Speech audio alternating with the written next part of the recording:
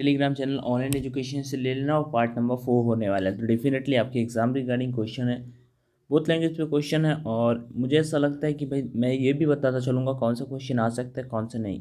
तो as usual यहाँ पे मतलब एक्सपेक्टेड टाइप में ऐसा तो कोई नहीं बता सकता कि भाई ये एग्जैक्ट आ जाएगा, बट यहाँ पे ये ज़रूर बताता चलूँगा कि इस टाइप के क्वेश्चन आते हैं, इस टाइप के क्वेश्चन नहीं आते हैं। तो चलते हैं डिस्कस करते हैं। क्वेश्चन नंबर फर्स्ट से स्टार्ट करते हैं। वही अपना स्ट्रैटेजी आपको फॉलो करना है। कभी भी पेपर देना, एयरफोर्स देना, नेवी देना, हमेशा पहले जीके सेक्शन, कोई भी एग्जाम देना जीके सेक्शन को कर लेना। अगर उसमें क्वेश्चन आते होंगे तो आप डेफिनेटली जस्ट कर पाओगे, ये बात सभी को पता है। क्वेश्चन फर्स्ट में पूछा है डे एंड नाइट जो होते हैं इक्वल कहाँ पे होते हैं। तो भाई इक्वेटर जो होती है आपका भूमध्य रेखा मतलब विषुवत रेखा पे, वहाँ पे आपके दिन और रात बराबर होते हैं। दिन और रात कहाँ पे बराबर होते हैं? इक्वेटर पे होते हैं, विषुवत रेखा पे होते हैं। एक दो क्वेश्चन आपसे कमेंट सेक्शन में पूछूंगा, डेफिनेटली आपको उसका आंसर करके मुझे बताना होगा। अगला क्वेश्चन है बौद्ध को परिनिर्वाण कहाँ प्राप्त हुआ था। ठीक है, तो 99 का राइट आंसर क्या होगा? 99 का right answer option number B हो जाएगा।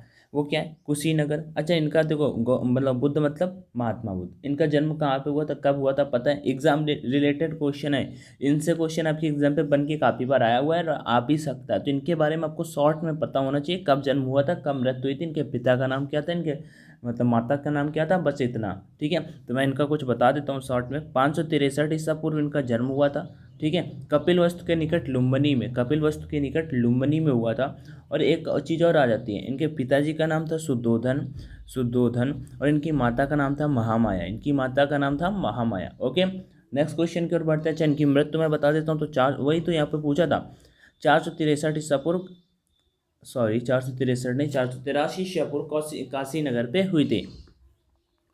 नेक्स्ट क्वेश्चन है राज्यसभा के सदस्यों का कार्यकाल कितना होता है? देखो मैं लोकसभा का बता देता हूँ 5 साल होता है और राज्यसभा के सदस्यों का काल का 6 साल का होता है। मीन्स पूछा था वर्किंग जो फंक्शनिंग टाइम होता है, पीरियड जो होता है राज्यसभा का कितना होता है। तो यहाँ पर लोकसभा का आपसे पूछ सकता है, वो 5 साल का होता है और राज्यसभा का आपका 6 साल का होता है, मीन्स 6 ईयर का होता है। एक बात और बता देता हूँ, राज्यसभा के सदस्य जो होते हैं 2/3 सदस्य हमेशा मतलब 2 वर्ष में अंतराल में चेंज होते रहते हैं। नेक्स्ट क्वेश्चन की ओर बढ़ते हैं। तानसेन निम्न किसके दरबार से संबंधित थे? अब देखो तानसेन की एक जो फेमस रचना टाइप में है वो एग्जाम में आई हुई है, तो मैंने उसे भी एक जगह पे नोट डाउन कर रखा था। अभी मुझे एग्जैक्ट नहीं याद, बट मैं रुको एक सेकंड देख लेते हैं। हाँ, अभी याद आ गया, सिया की मल्हार करके थी। ठीक है, ये एग्जाम में आया हुआ क्वेश्चन है कि सिया की मल्हार किसकी रचना है, वो तानसेन की थी। अकबर के नवरत्नों में से एक थे, तो अकबर के ही दरबार में होंगे, सिंपल सा लॉजिक बन के आ जाता है। नेक्स्ट क्वेश्चन, इसमें से लास्ट क्वेश्चन वही आया कि मतलब कि मुगल का अंतिम शासक कौन था, तो वो कौन था? वो आपका वही था जिंदा पीर किसे कहा जाता है, ये भी आया था औरंगजेब वाला।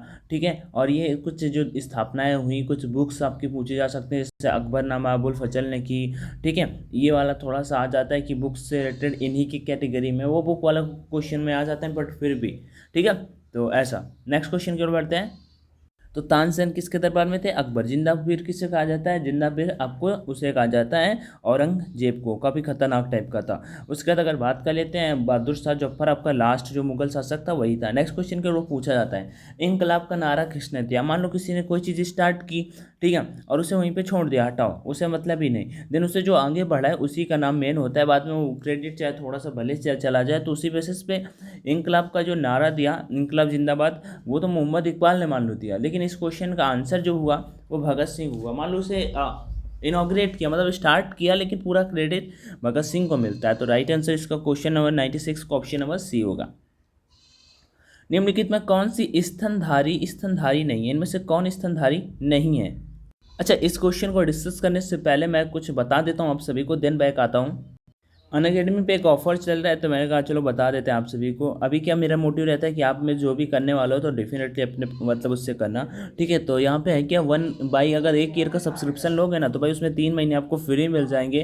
तो आपको 12-3-15 महीना का मिल जाएगा, और उसके बाद आप अनलिमिटेड क्लासेस ले सकते हो, पढ़ सकते हो। एनडीए, एयरफोर्स, नेवी, जो भी डिफेंस एग्जाम होता है सारे के सारे एग्जाम्स के लिए पढ़ सकते हो इंडिया टॉप एजुकेटर्स के थ्रू। तो वहाँ पे 2 बैचेस लॉन्च हो चुके हैं। टारगेट एनडीए करके जो 12 मई से, मंजिल नेवी करके एक बैच स्टार्ट हुआ है, एक लक्ष्य करके नेवी के लिए, मतलब 3-4 बैच स्टार्ट हुए। तो आप कोई भी इनरोल कर लोगे तो डेफिनेटली एयरफोर्स, नेवी किसी का भी एग्जाम देने जाओ, आपको बहुत हेल्प होगा। बाकी बाइक करते समय कोड का ऑप्शन आएगा, तो यहाँ पे कोड पे आपको ऑनलाइन D50 डाल देना। जैसे ही आप ऑनलाइन D50 डालोगे तो भाई आपको 10% का डिस्काउंट मिल जाएगा। बाकी फिर भी कोई दिक्कत आए तो मुझे कॉमेंट सेक्शन में ज़रूर बताना, मैं आपका रिप्लाई कर दूंगा। सो अगला क्वेश्चन है कि निम्नलिखित में कौन स्तनधारी नहीं है, इनमें से कौन स्तनधारी नहीं है।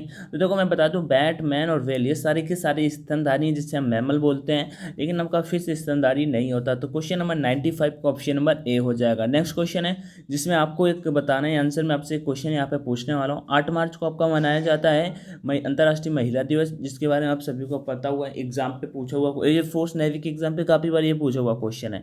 21 मार्च आपका विश्व वानिकी दिवस होता है। 5 जून आपका वर्ल्ड एनवायरनमेंट डे होता है। और 22 जून को क्या आता है वो मुझे कमेंट सेक्शन में बताओ, विदाउट चीटिंग। अगर नहीं पता है तो कोई बात नहीं, ठीक है, लेकिन पता है तो बहुत अच्छी बात है। 90, क्योंकि ऐसा कि बहुत मोस्टली कैंडिडेट को पता होता है। 22 दिसंबर को बताना मुझे क्या होता है, मैंने एक सेशन में कराया था, तो डेफिनेटली आपको पता होना चाहिए। 22 जून को वैसे कमेंट में चाहिए क्या होता है। पुलिकट झील संबंधित है। पुलिकट झील कहाँ पे है? पुलिकट झील आपका तमिलनाडु में है, ठीक है, तमिलनाडु में। आगे क्वेश्चन की ओर बढ़ते हैं, नेक्स्ट क्वेश्चन की ओर।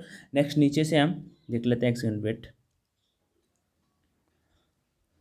भारत की उच्चतम न्यायालय की प्रथम महिला न्यायाधीश कौन से? मैं आपको बता चुका हूँ, नेवी की अगर प्रिपरेशन करना तो स्टैटिक पे थोड़ा सा ज़्यादा फोकस करना है। स्टैटिक पे मैं सारी चीज़ें आपको कराता रहूँगा, बट आपको जब प्रैक्टिस करनी है तो स्टैटिक जीके पे थोड़ा ज़्यादा ही फोकस करना है, ठीक है। और एम फातिमा बीवी थी, आप उधर जाके ऑप्शन देख सकते हो, जब मैं आपको PDF प्रोवाइड कराऊंगा। टेलीग्राम चैनल का लिंक डिस्क्रिप्शन बॉक्स में दिया हुआ है, नहीं जुड़े हुए तो जुड़ जाना, कोई दिक्कत का सीन नहीं है, ठीक है। तो भारत के उच्चतम न्यायालय की प्रथम महिला न्यायाधीश कौन थी? तो एम फातिमा बीवी थी, एम फातिमा बीवी थी।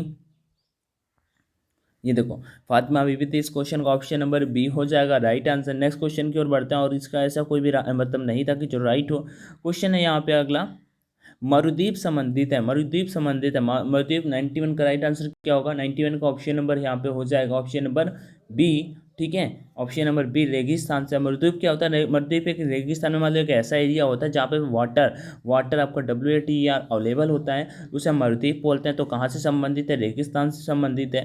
अशोक स्तंभ किस स्थान पर लिया गया? तो बहुत बचपन से आप सभी को ये पता होगा, अशोक स्तंभ सारनाथ से लिया गया है, सारनाथ के स्तंभ से लिया गया है। छोटी के क्लासेस से आप पढ़ते आ रहे हो भाई, तो इजिली आप इसका राइट आंसर कर पाओगे कि सारनाथ राइट आंसर हो जाएगा।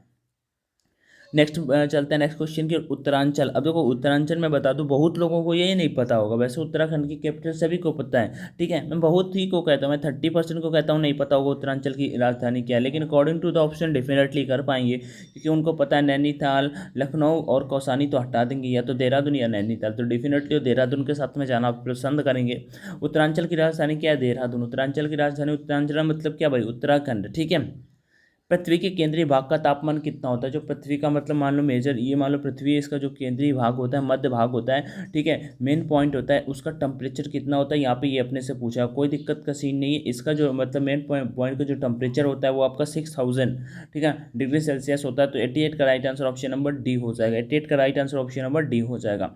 नेक्स्ट क्वेश्चन इंपॉर्टेंट क्वेश्चन, ठीक है। भारतीय मानक समय किस देशांतर पर आधारित है? तो भाई सिंपल सा यहाँ पे बता दूं, 82.5 अंश पूर्वी देशांतर पे आधारित है। 82.5 अंश पूर्वी देशांतर पे। इंडियन स्टैंडर्ड टाइम IST, इसका फुल फॉर्म पूछा हुआ है एग्जाम पे। IST एग्जाम पे इसका फुल फॉर्म पूछा हुआ है। फुल फॉर्म अगर नहीं पूछता तो अभी क्या करता है वो लोग, स्मार्ट बनने की कोशिश करते हैं, तो क्या करते हैं वो लोग, करते क्या है, वो कर देते हैं IST में यस का मीनिंग बताओ, IST में यस का मीनिंग बताओ, ऐसा 82.5 अंश पूर्वी देशांतर। ओके, नेक्स्ट क्वेश्चन की ओर बढ़ते हैं। संविधान का कौन सा अंतर नियमित अनुसूचित जातियों और अनुसूचित जनजातियों के कल्याण को, भैया यहाँ पे पूछा है आपसे कि अनुसूचित जातियों और अनुसूचित जनजातियों के कल्याण को बढ़ावा देता है, कौन सा आर्टिकल है ऐसा? तो आर्टिकल 46 है। आर्टिकल 46 है जो आपका मतलब अनुसूचित जातियों और अनुसूचित जनजातियों के लिए कल्याण को बढ़ावा देने के लिए बनाया गया, वो कौन सा आर्टिकल है? तो आर्टिकल नंबर 46 है। सर्वोच्च न्यायालय के न्यायाधीश, मान लो जो सुप्रीम कोर्ट के जज होते हैं, उनका मतलब मैक्सिमम कितने साल तक कार्य कर सकते हैं, कितने साल तक जज रह सकते हैं, ऐसा आप बोल सकते हो। तो 65 ईयर तक। कब तक? 65 ईयर तक वो जज रह सकते हैं। भूकंप मापने के लिए कौन सा मतलब इंस्ट्रूमेंट का यूज किया जाता है? तो सिस्मोग्राफ होता है, सिस्मोग्राफ होता है, ठीक है। ये वाले भी आपको फिक्स वाले याद करने चाहिए, डेफिनेटली आपके एग्जाम लेवल के, आपके एग्जाम के अकॉर्डिंग काफ़ी इंपॉर्टेंट होते हैं, तो आपको इनको कंप्लीट करना चाहिए। नेक्स्ट क्वेश्चन की ओर बढ़ते हैं। किस आयु के 20 लोगों को कामगार जनसंख्या में गिना जाता है? मतलब किस आयु के लोगों को काम वाली कैटेगरी में गिना जाता है कि हाँ ये काम करते होंगे? 13 to 60 ईयर की कैटेगरी में जितने भी लोग आते हैं सभी को इसमें गिना जाता है, सभी को इसमें गिना जाता है। 18 से 60 साल के बीच वाले। किस शहर को भारत का मैनचेस्टर कहा जाता है? तो उत्तर भारत का मैनचेस्टर कौन है? वो हमारा कानपुर, मतलब अपना कानपुर कहाँ पे? उत्तर भारत का, नॉर्थ इंडिया का अगर बोलूँ मैनचेस्टर कौन सा है तो कानपुर है। दक्षिण भारत का अगर मैं बोलूँ तो कोयम्बटूर है। लेकिन भारत का अगर यहाँ पे पूछ रहा है तो अहमदाबाद। भारत का अगर यहाँ पे मैनचेस्टर पूछ रहा है तो अहमदाबाद। भद्रावती किस प्रकार के उद्योग के लिए मशहूर है? भद्रावती है जो, वो किस प्रकार के उद्योग के लिए मशहूर है? तो इसका right answer iron and steel हो जाएगा।